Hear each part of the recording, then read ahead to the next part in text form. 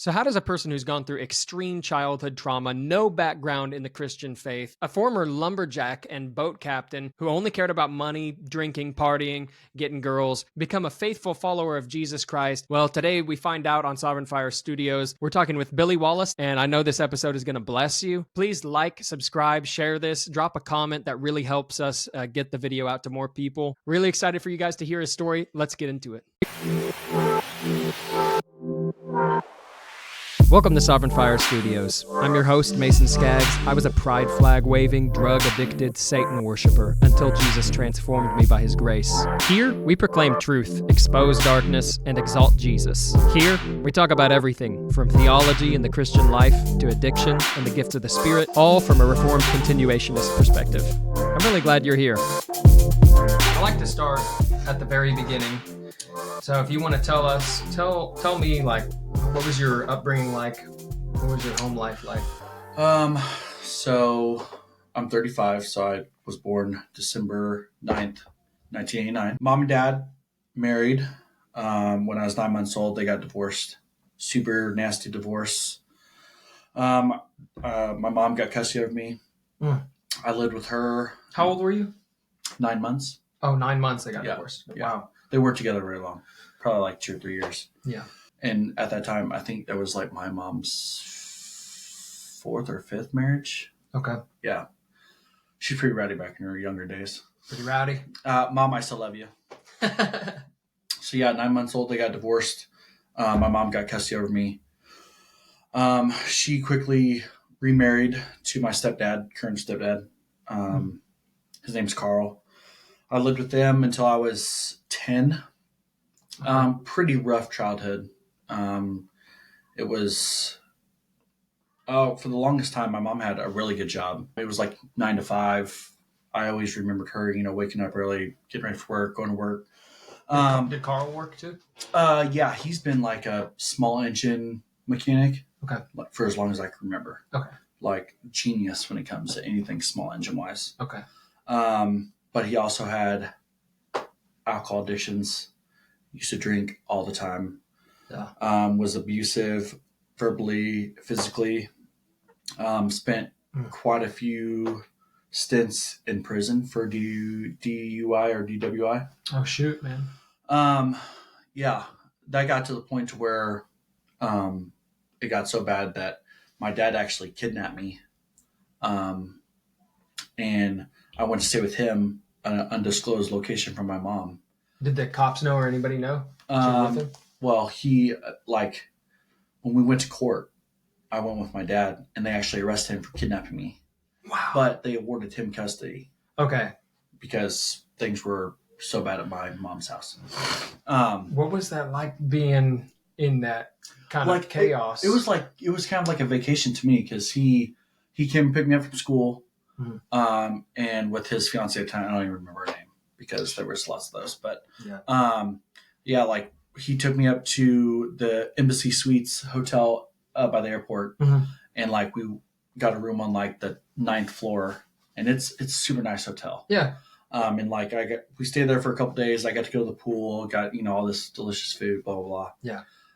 So and I was 10. Yeah. So it's I didn't really understand what was going on. Right.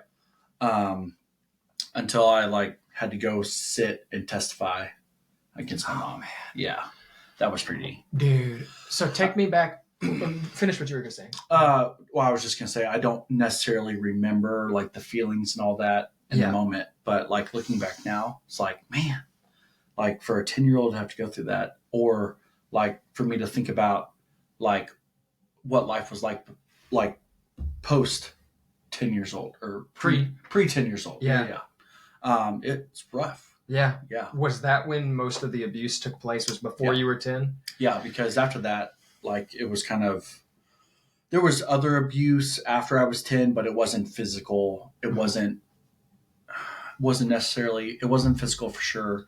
And it wasn't really verbal. It was more emotional. Okay. Trauma, I guess. Yeah. For past 6 or 8 months, I've been meeting with a biblical counselor up at Pleasant Valley Baptist Church. And that's been going really well. Very slow process, but it's been going well. So yeah. He'll work to remember Up to being 10 years old. I remember like my mom didn't have that job anymore. And she was kind of in and out of jobs. And I remember like being around, like it started slow. It was kind of like drinking, then it was marijuana, and then it was like heavier stuff. Yeah. And specific instances that I remember is like, I don't remember exactly how old I was, but I remember my stepdad being so drunk and belligerent that he was pissed off at me about something. And like I ran from him in the house and I went down into the garage and I was hiding from him and he was chucking full beer cans at me. Full beer cans. Yeah.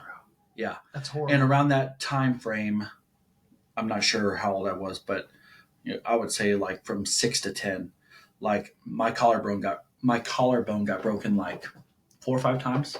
From what? Like one time was, I can't confirm or deny if it was from him, but I do know it got broken. I used to go to like a daycare in elementary school. And I remember one time an older kid like slung me like in circles by my arm. Oh, dude. And then I like hit a pole, like a pole, and it broke. And then there was multiple times after that it continued to break. Like one time it was in the healing process and my mom was trying to get me dressed and she like pulled up on my arm just a little too hard to get my arm in the sleeve and it broke. That's a lot of pain to go over and over again. Yeah, it was unfortunate.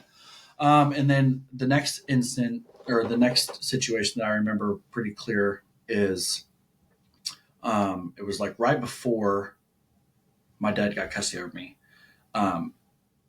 Me and my mom were riding together in her car and we went down into the ghetto of Kansas City and she bought crack on a street corner. How old were you? I mean, 10 or below, probably 9 or 10. And she legitimately got it out of the baggie, broke it up, put it in a pipe, and smoked it right in front of me with me in the car. Oh, man. Yeah. Do you remember what you were thinking then or what you were feeling then? Yeah, like what the F's going on? So you knew this is bad. Oh, yeah, for sure. Yeah. Wow. Now, I didn't have that big of a grasp on how bad it was then. Yeah. But like now, it's like, what the F? Mm-hmm. What the heck? Sorry. I'll try not to drop any cuss words. Yeah, you're okay. Christian podcast. You can say whatever you want to. But yeah, that was the turning point because then I think I went and told my dad, and that's kind of what got the ball rolling. With him taking you. Yeah. And I think that's what I had to testify in court about was, did this happen? Okay. And I was like, yes, it happened. Oh my gosh, dude. So I'm just trying to put myself in your shoes. You're 10 years old in court, having to testify against your mom, whom you love. Yes, I love her to death. And, I became a Christian going on 12 and a half, 13 years now. Yeah. Yeah. And I mean, I forgave her 13 years ago and me and her have a great relationship now. We talk, if not every day, it's every 2 or 3 days. Yeah. God is amazing what he can. 100%. What he can heal. Yeah. And I'm working on her, trying to get her to, she believes. Yeah. But she hasn't fully committed and she's working on it slowly. But yeah. So in that same time frame, like her mom, which is my grandma Joan, she had a twin sister, and they were like, I can't say role models, but they took care of me quite a bit. Yeah. So like when my mom was being crazy, I would go stay with them. And that was a great experience. Like they were, they may be verbally abusive, but never physically or emotionally abusive. Okay. Like in that same time frame, like I kind of, like I was never an overachiever at school, but like in my later years towards 10, like I would wake myself up in the morning, get myself dressed, walk myself to the bus stop. Like I was kind of taking care of myself other than like making myself food. Wow. Yeah. And I remember like if the weather was nice, I would get on my bike and I'd go out and ride with my friends all over the place. Was there anybody who's like keeping tabs on you, making sure you? Not really. I mean, there might have been, but not that I paid attention to or cared about. Right. But saying all that, like I never got into real bad legal trouble. Yeah.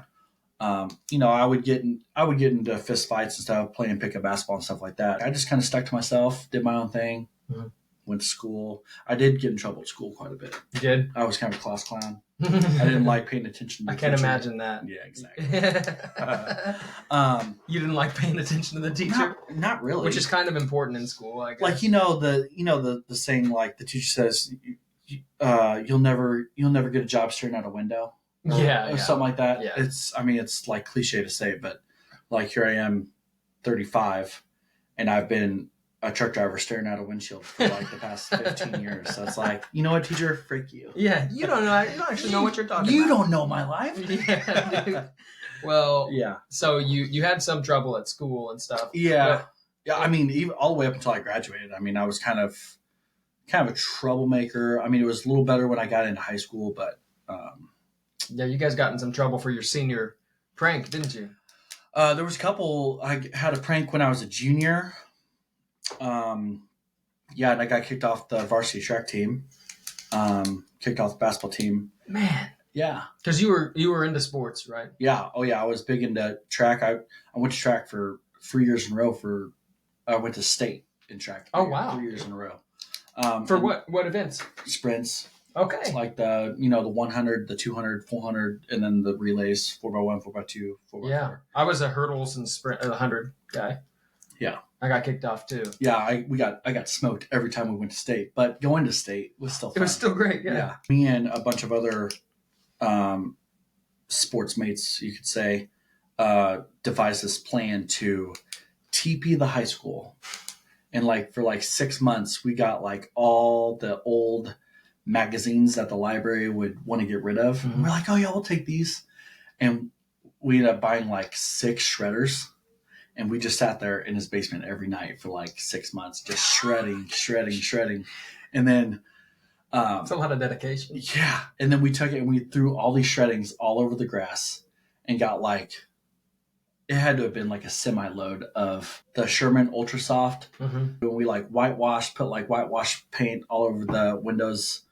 And we didn't say anything vulgar. It was I think it was the librarian's last year and she was going to retire. Mm-hmm. So we were we love you, Miss So-and-so, whatever. I bet she didn't like you tying her to your crime. Looking back, it was, I would do it again. Yeah. It was fun. I would do it again. Yeah, for sure. But what happened is we got done with everything and then a cop drove through the lot because it was probably 11 or 12 o'clock at night on a Thursday night. And he saw some of us, so we all bolted. Right. Well, there was a 6-foot privacy fence along one side of the high school going into people's backyards. Well, I jumped the 6-foot privacy fence and laid under a trampoline for hours. And then there was cops all over the place and they were looking around. And then finally they were hey, Billy Wallace, if you're out there, you need to come out. So-and-so, so-and-so, and so-and-so. They're all sitting here and said that you were a part of it. So I jumped the fence. I walked back over there, the cone of shame. Yeah. Walking over there with my head dangling. So where were you getting your sense of identity? Because before this, you're I picture young Billy is he's off on his own. Back then. Yeah. Girls obviously, and sports. I was with my dad, AKA. With my grandma and grandpa, his parents. Okay. We had moved around multiple houses when I lived with my dad. And praise to him, he always had really good jobs. I never went without clothes, food, love, affection, whatever. But the only thing he didn't do was he didn't pay his bills. He didn't like to pay rent in particular, or cell phone bills, or car payments. Mm-hmm. He had multiple vehicles repoed. One instance in particular, I was a 6th grader. We lived in Kansas City, and I used to walk to and from school because it was a mile away. And one day I was walking home from school, and all of our belongings were out on the curb. And I walked up and I was like, what's going on? And the landlord was like, you guys are being evicted because your dad didn't pay his bill or pay his rent. And I was like, oh, okay. And I was like, can I use the phone inside to call my dad? And he was like, yeah. But it was just like situations like that like I would experience. And then it's like, oh yeah, this kind of sucks. But I didn't really think anything of it until I started going to my counselor. Yeah. And he was like, that's traumatizing. Yeah. Like, it's definitely like gives you some insecurity and fear about the future. Yeah. So that happened 6th grade. Okay. And then after that happened, I went to Lake the Ozarks for 7th, 8th grade. Okay. And lived with my grandparents. They owned a lake house down there. Okay. And they were fantastic. Best people I ever knew, minus the fact that they were Christian. They were Christians. They were not Christian. They were like upstanding citizens. Right. Yeah. So, they never broke the law, did anything bad, anything like that. They paid their bills. Correct. Yeah. What was your spiritual environment like as you were growing up? Like, did you have... Never, like, I remember going to church just a handful of times with my dad and one of his girlfriends because they were so-called Christians. So, because his girlfriend wanted him to go. Correct. Okay. Yeah. But other than that? Never sustaining. I do remember at one point I went to, it was like a after church, like after school, like, it was kind of like Boy Scouts, but it was held at a church. Okay. I think it was a Catholic church, so I can't recall what was being talked about. Yeah. So, but you don't remember if they like told you the gospel or anything? I don't. No. Okay. There was a lot going on back then. Yeah, I'm sure, dude. Yeah. For a 10 or 15-year-old, that's a long time ago. Yeah. I just retained things that were detrimental to my upbringing, and that wasn't one of them. Well, what else do you feel like was like one of those big moments in your, growing up until you graduated high school? Anything else you can think of? My senior year, mm-hmm. I lived in Lake the Ozarks with my grandpa. My grandma had passed away years prior. I went to school one morning, and I got a phone call from the principal, or they like said my name over the intercom, like, Billy Wallace, please come to the office. Mm-hmm. And I was like, oh Lord, what did I do now? I thought I had been in trouble. Yeah. And she said, I just got word that your house is on fire. Oh my goodness. Yeah, bro. yeah. And for some reason, I didn't drive my car to school that day. And I lived like a mile up a hill, or a mile and a half up a hill. Yeah. And she's like, I'm going to need you to stay here. And I was like, beep. Yeah. So I left the school and I started running.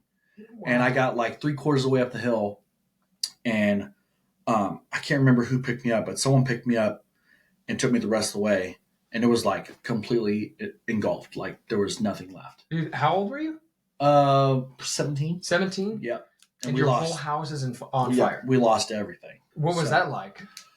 That was, like at the time, I was like, oh man, this sucks. Yeah. But it's like I didn't cry or, get sentimental about things inside or anything like that. But what really stood out to me was like, I lived in Climax Springs, Missouri, a super small little town at the Lake of the Ozarks. And that community came together and like raised thousands and thousands of dollars for me and my grandpa. And they they bought us furniture. They got us like gift cards to all these stores so we could replenish our things. That was fantastic. That was detrimental to me. I was like, man. You remember them loving you in that Yes, way? Yeah. And I still keep in contact with not all of them, but the people that made an impact on me at 17. I still talk to them. Wow. And I keep up with them on Facebook. So that's that's a horrible thing to happen, but you actually took away positive from it. Yeah. It sucked, but it's like, the material things. Yeah. Yeah. Like looking back now, it's like, I don't remember what was in my room. Yeah. Maybe some Playboy magazines. Yeah. And they probably burned anyway. Yeah, exactly. But yeah, it sucked, but the outcome of that was joy and happiness. And the fact that everyone came together for us. You mentioned Playboy magazines. When did you get into girls like that? 11, 12, 13. Okay. Skinamax, Showtime, HBO. You know, that's like softcore porn at like 11 o'clock. Yeah. I started watching that around that age. Wow. And got addicted pretty quick. Okay. Used to masturbate 2 or 3 times a day, dude. Yeah. And I struggled with that even after I became a Christian. Yeah. Up until Grace and I became members at Emmaus. Which is the church we attend, for those who don't know. Yeah. And I think that was, and it's not to talk down on our previous church, but it was just accountability. Like people more our age, also people that are struggling with the same thing. And I think it was more along the lines of people that actually confess that they're addicted to that. Yeah. Or just addiction in general. Yeah. Like it was just more open. It's more openly talked about at Emmaus than it was at our old church. Wow. And it's been great. Like I've been abstinent from pornography for, how long have you been at Emmaus? It's been 3 years for us. Okay, so before that, probably 4.5, 5 years. Yeah.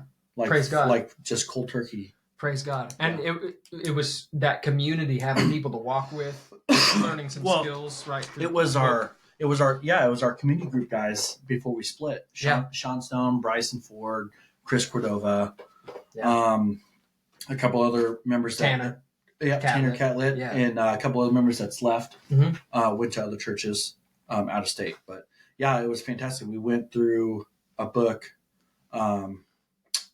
More than a battle. Joe Wrigley, yes. Yeah. And it's a super slow book, and I'm not one to read, but I'm not one to read. I do audiobooks. Yeah. So like Sean gave us the hard copy, and then I would listen to it while I was driving. Yeah. And it changed your life. It did, 100%. Yeah. And I've listened to it, chapters multiple times since we went through the first time. Wow. So yeah, it's been fantastic. And if anybody's struggling with porn addiction or any addiction for that matter, you should read it. Yeah, for sure. I've had it highly recommended. So where we left off is that's one of the big things that happened. You lost your house in a fire. There's there are these really traumatic events that happened when you were a kid, kind of moving place to place, being evicted, that kind of stuff. You had no exposure to the gospel. At least you don't remember. Like, correct. Yeah, you'd never heard about like you weren't convinced. Now, did you have guilt and were you convinced you were a sinner? No, not really. Like I knew God existed and I knew Jesus, but I didn't know Jesus. Right. I didn't know the gospel. I didn't know any of that. And I was just kind of, living the life of a 17, 18-year-old. Yeah. Like I would go to school. I would try to get decent grades. I had a job. And I was just kind of living like, ordinary people that don't know Jesus live. I wasn't doing horribly bad things. I wasn't breaking the law per se. Yeah. Or getting caught at least. Yeah, or getting caught at least. But yeah, so I didn't go to church, didn't know the gospel, probably up until, we're going to jump forward a little bit. I think me and Grace met, I was 23. Well, tell me about what were you about after high school? So my plan was to work my way through college. Mm-hmm. I enrolled in State Fair Community College in Osage Beach. Okay. Me and one of my best friends, we graduated obviously the same year. We wanted to be PE teachers. Cool. Because like my whole senior year, like I had enough credits. I took like 2 home ec classes.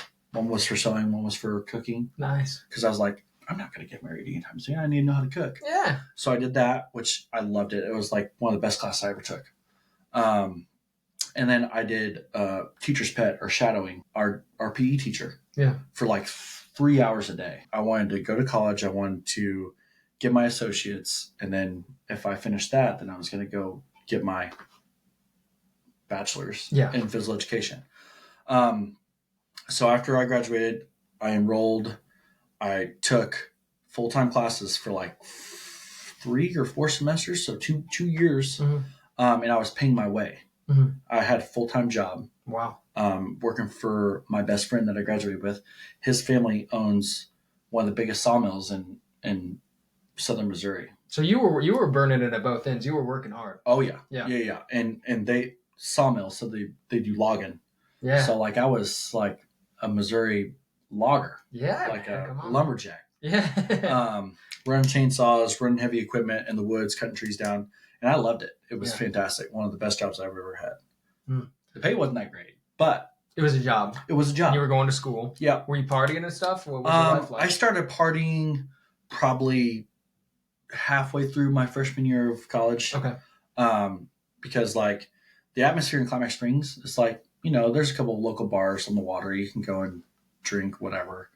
But the atmosphere in Osage Beach is like out of towners. Yeah. Partying, lots of drugs, lots of clubs. Did you get into that stuff? I didn't get into. I never got into drugs. Good. I never got into smoking weed either. Why do you think that is? I don't know. Like I did try weed. Yeah. I did physically smoke it a couple times, but it never really affected me. But I did get into drinking pretty heavily then. Okay. Like I would work, go to school, party, work, go to school, party. And it was just a cycle. Yeah. And then I did some research and realized that teachers don't make any money. Yeah. And I was a lover of money. Yeah. I wanted money so I could have the things I wanted. Right. Have nice things.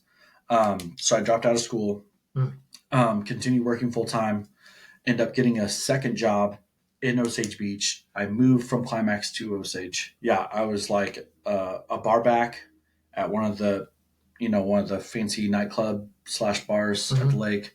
Then I worked at a wakeboard pro shop for a really good buddy of mine. He actually kind of cleaned me up and got me on the straight and narrow. How did he do that? Like I was big into working out then. And he's a Christian and he was big into working out. Okay. And he'd had this wakeboard business down there for like 20 years. And his kids were young. They were school age. They were homeschoolers. I don't attribute me becoming a Christian to him. Yeah. But he helped clean me up. Right. Maybe planted some seeds along the way. Yeah. Like that. Yeah. And they were just subtle. They weren't like overbearing. Yeah. They were just very subtle. But yeah, like I worked for him. He helped me out. Like when I was struggling financially, he gave me jobs. And then I was bar backing. I quit bar backing. Then I got a job being a bug technician. Okay. So like I took the Missouri test and I was certified bug technician. What is a bug technician? Like, like pest control. Oh, gotcha. Yeah. I hung out with some pretty rowdy crowds and I knew that they were doing like coke and smoking weed, but I never really got into the drug side. I would drink. Praise God that you didn't. And there for a while, I was an uncertified boat captain. So like I got in with some high rollers and they would pay me buttloads of money to just drive them around the lake while they would party. Man. Yeah. So I saw some crazy things. I can imagine. That kind of brought up my next idea is I was gonna go and try to get certified to be a boat captain so I could just do that full time. Yeah. Because there's fantastic money in it. Yeah. But the Lord had better plans for me. He did, yeah. I ended up quitting all my jobs and I moved back to Kansas City. And I moved in with my mom because over this stretch of time, she had got clean. She had got a new boyfriend. They were together for like 10 years. Charles is his name. He passed away a couple years back. But I came back to Kansas City, moved in with them, got a job with my mom's brother doing highway construction. We would go out and we would do like after they would overlay a road or a highway, we would paint all the lines on it. Yeah. So like the white, yellow lines, the skips in the middle, turn arrows, crosswalks, all that. For sure. And it was a horrible job, horrible atmosphere, but it paid really well. Okay. So like for a 21, 22-year-old kid, like I was making upwards of 80 to 100,000. And you were all about that, like money. Oh yeah, for sure. Yeah. So I did that for a couple years until me and Grace got married. We met the end of 2012. And it was in October and I had been laid off So I was working at a tanning salon. Yeah. Because I wasn't a Christian. And I was pick thinking, up ladies. For sure. Yeah. I mean, what better place? You get tan, gym tan laundry, the Poly D. The Jersey Shore special, yes, baby. GTL, baby. Yeah. But yeah, I was working there. I met Grace end of 2012. She came in to get tan for one of her brother's weddings. And yeah, I was like, man, this chick's smoking. And I didn't know she was a Christian. I was like trying to hit on her, and she was kind of flirting back. But yeah, she blew me off basically because she was like, I smoke cigarettes again. Yeah. And she's like, this guy's not a Christian. Yeah. Didn't she ask you if you were? Well, it was a little later. Like, I think so. Basically, what happened is this was totally illegal. But so like all of her information was in the computer. Yeah. And I looked her up and got her cell phone number and looked her up on Facebook, texted her, and was like Facebook stalking her. Wow. That's so creepy. It was. It worked out for you. It did work out. But yeah, so we started talking, not dating, just talking. Mm-hmm. And she would come, anytime she'd come in, she would always come in late. And then we would sit there and talk while I was like cleaning the beds and folding all the towels and stuff. And that's when she asked, she's like, so are you a Christian? And I was like, no, I think I'm Catholic. And she's like, why do you think that? I was like, because I was baptized as a baby. Which it's a pretty good indicator. Yeah. Which, looking back now, it's like, I mean, there's some Christians that baptize their babies. Yeah, right. But she's like, that's not going to work. And I was like, oh, okay. But so like we quit talking for probably a couple weeks, couple months. But in the meantime, I had kind of befriended her little brother. Who is awesome. Who's a police officer He's a police officer. He's fantastic. His name's Jackson. And he was like 16, 17 at the time. He was homeschooled, went to FCA, Faith Christian Academy. And he was big into smoking hookah. So... and I was into smoking hookah. So Jackson's all about video games and hookah back yes, in the day. That's exactly like that. We legitimately would do that every night. So you got real close with their family. Yeah. I got super close with Jackson. I got super close with her parents, Jack and Cherie. Yeah. And this was over probably like a 3 or 4 month period. They kind of started breaking it to me easy. Yeah. About Jesus and the gospel and, he forgives your sins. You just have to, ask him into your heart, the whole spiel. Yeah. And then like, once I kind of started, like when I was hanging out with Jackson, like I kind of quit like my partying. Like I used to go to Power Light all the time. Yeah. And that's the place in KC if you're trying to like get downtown. Yeah. Downtown girls. Kansas City, Power Light's the place to be for young and partying. Not a Christian. Yeah. So you quit that whenever you... I quit. I really slowed down on it.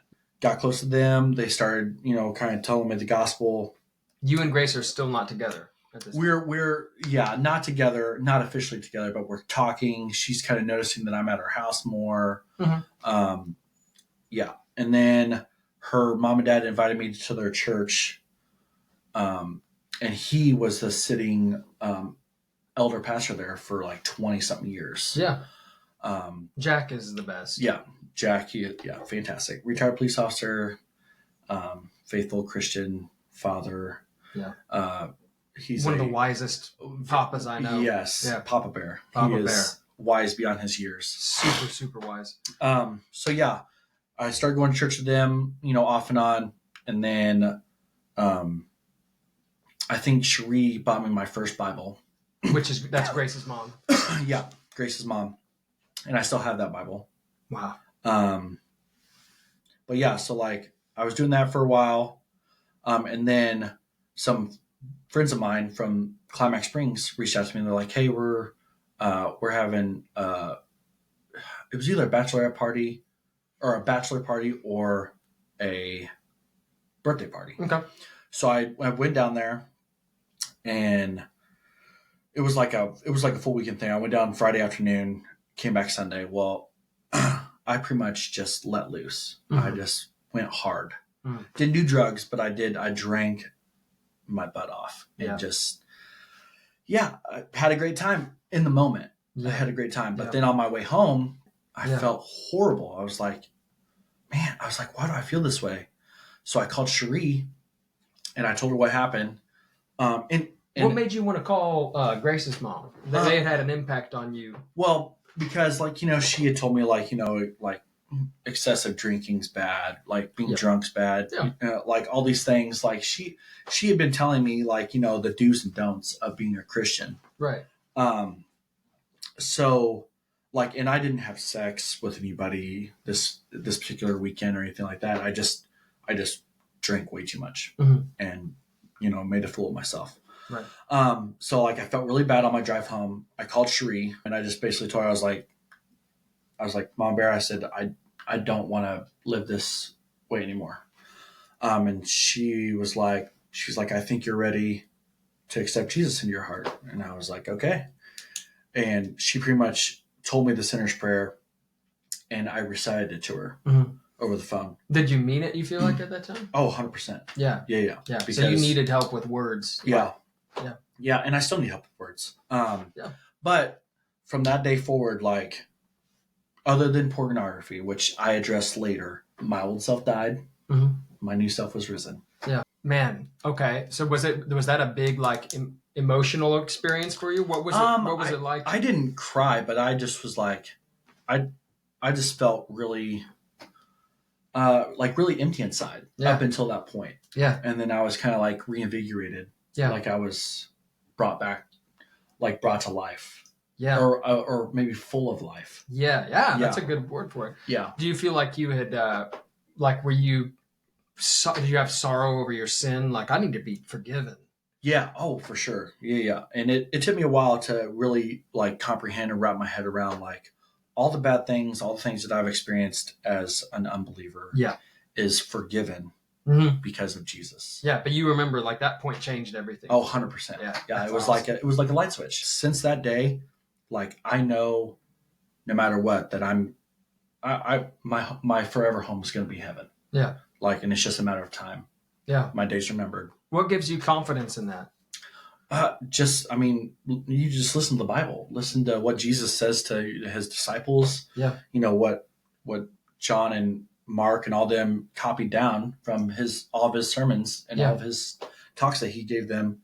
It says it. He gives you, his word gives you confidence. He gives you specifics of what is going to happen. Yeah. If you accept him into your heart. So you have like you have that childlike trust in 100% assurance, like no matter what. Yeah. And I live every day like that. So you have, it's not so much like some people are like, well, I'm a good person. And so that's why I'm going to heaven. No, that's not valid. I got saved. Yep. And then from that point on, like I continued hanging out with her family, like, and I pretty much I tossed all my other friends. Oh, wow. Or they kind of tossed me because like I didn't want to go party. I didn't want to go drink. I didn't want to do anything. Some of those people still reach out to me occasionally, but 90% of them, like all the guys that were in mine and Grace's wedding as my best men, like I talked to one. Oh, wow. Which is sad because I still love all the other guys that are at the lake, but they're just on their own path. Mm-hmm. Some of them are Christians, some of them aren't. But so turning point in life was that particular moment. Wow. And I think once Grace saw that, then she was like, okay, I've got the green light now. He's serious. Yeah. So we started dating. And like Jackson would go out on dates with us. We wanted to do it. Her little brother. Yeah. And I was scared shitless of Jack. Yeah. It's like old, retired police officer, like super full of wisdom. Like I didn't. You were scared of him? Like I was maybe not scared, more like intimidated. You didn't want to disappoint her dad. Correct. Yeah. Right. And like back then, what attracted Grace to me was like, I was a bad boy. I smoked cigarettes. I had a motorcycle. Mm. I worked out. I was tan. I cussed. All the things that, a typical 22-year-old non-Christian would do. Yeah. That was attracted to her, which is great. But I'm none of those things now. She's kind of a fixer-upper, Yeah. Her back. I am so sorry. No, you're good, bro. Knocked the desk over. So she was attracted to like, I think he's changed. He will change. He's changed. Yeah. So that happened. We started dating. I got baptized. And then like a year later, we got married, March 1st, 2014. Wow. Yeah. And it was great. Like, in that little span, like I wasn't watching porn. Mm-hmm. But shortly after me and Grace got married, I picked it back up. Like being out on the road. Yeah. It was being stressed out working and stuff. Yeah. Yeah. Yeah. And just like, I don't know if maybe at that moment, like I just needed, I don't know what I needed. Obviously I wasn't counting on Jesus. I just wanted to self-pleasure. Yeah, I overcome that. I quit that job that I traveled and I got another job. And at this time we bought a house in Weston, super pretty house. Probably way bigger than we wanted it to be. She was pregnant. We found out they were twins. Yeah. Our first pregnancy was twins. I got another job hauling grain out of northeast Kansas. Another great job. I loved it, but the pay was horrible. Mm-hmm. Horrible. To the point to like where we were in debt big time, and Jack and Sheree were having to like help us pay our bills. Yeah. So I quit that job. We sold that house, bought a house in Kansas City, the house that our old house. Yes. Super small, very cute house, super inexpensive. We just started paying off debt, living there. We had 2 more kids in that house, and then we're up to present day. Yeah. Present day. You got a new baby now? We do have a new baby. I've got a new job. I've been in for about 5 months now. Yeah, 5 or 6 months. 5 or 6 months. What do you feel like? What do you feel like God's been doing in this season specifically? Like, what's He doing in your life right now? He's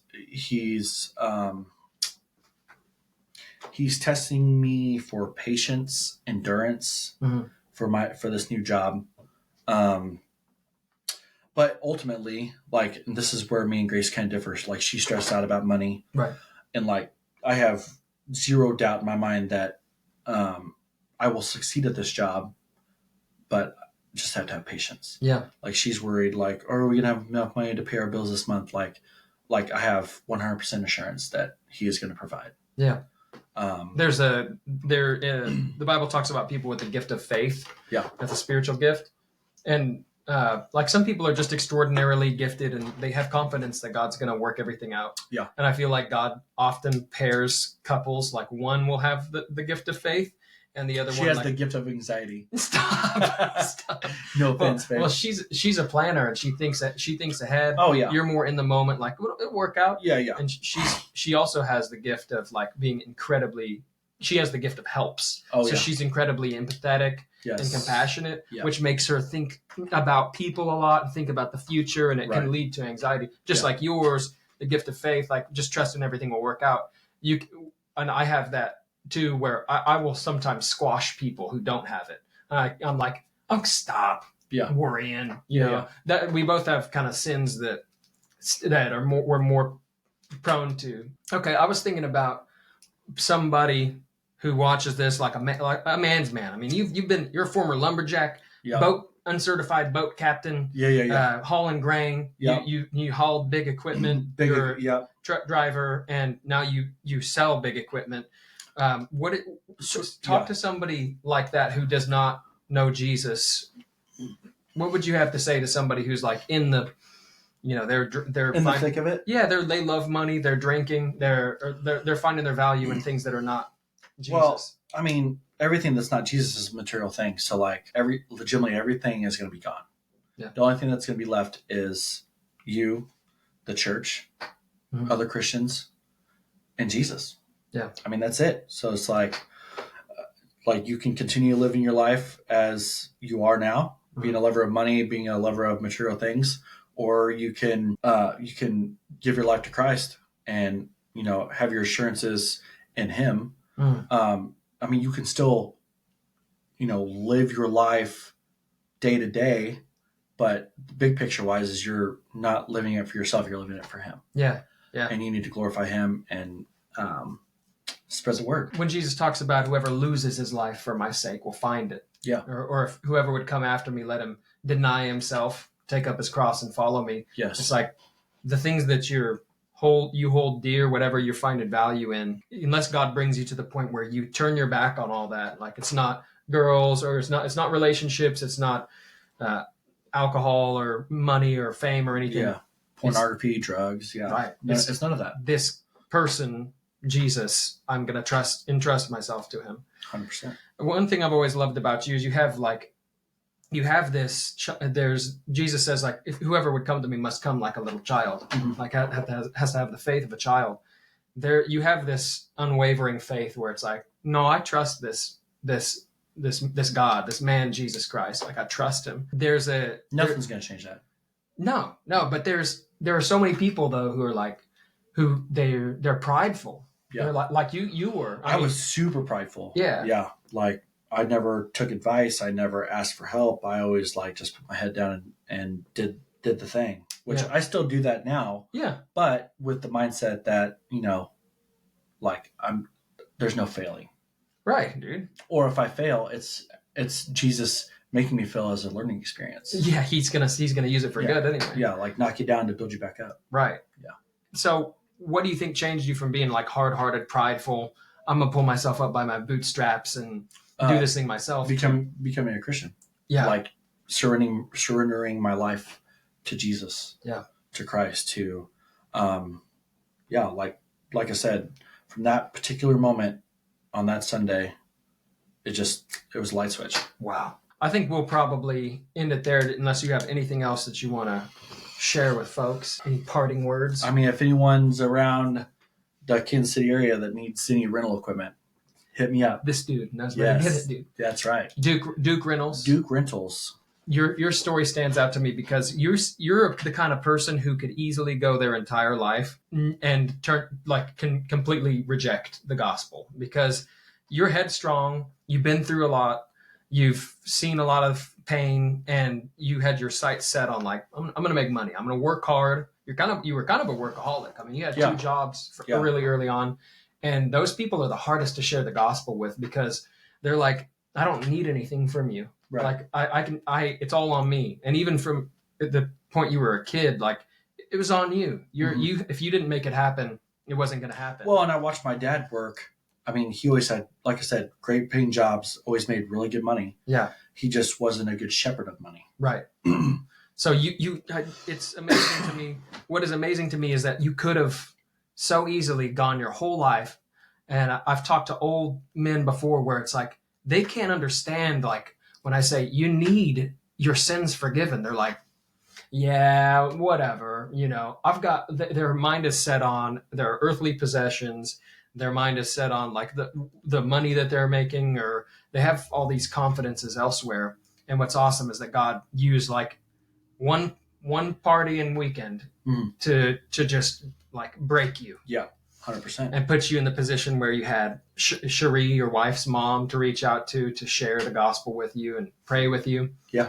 And he could have just let you go your own way. And we probably would have seen each other in hell if he would have let us both go our own way. Or we wouldn't have seen each other, but we probably would have heard each other screaming. Yeah, that's true. That is true. Praise God he didn't let us go. But, dude, thank you so much for coming on. Thanks for having me, dude. I'll see you literally in like 2 days. So yeah. I love you, man. I love you. All right. And for those of you who are listening, thank you so much for supporting the show. You can support us by becoming a patron. You get exclusive content. You can give a one-time gift on Venmo or just leave a comment. If you like this, leave a comment, like it. It helps us in the algorithm. And remember, God is sovereign, his word is sufficient, and his spirit is still moving. I'll see you guys next time.